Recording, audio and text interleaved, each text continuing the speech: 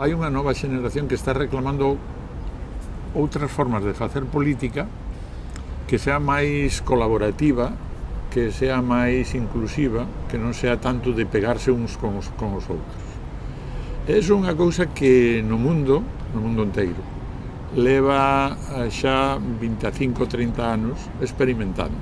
E, por lo tanto, xa temos incluso aquí, nos casos de Getafe, de Sevilla, Córdoba, etc., xa se fixeron experiencias ben interesantes, non?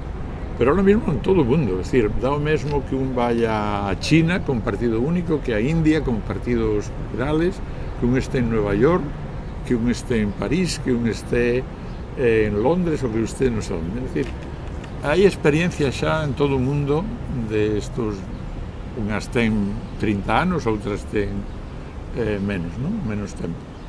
Pero acompaña a experiencia internacional e acompaña a experiencia de novas xeneracións que xa han experimentado que a democracia representativa, electoral, votar cada 4 anos, é unha cousa que ten os seus límites.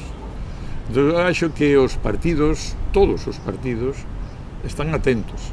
Entón, están pensando novas formas de facer. Poner xente máis xoven nos seus liderazgos, facer planificación integral ou inclusiva nos barrios, facer orzamento participativo, outras formas que ven renovar e que ven completar, digamos, a democracia electoral con outra, acho eu, moito máis avanzada que está a construirse en moitas partes do mundo.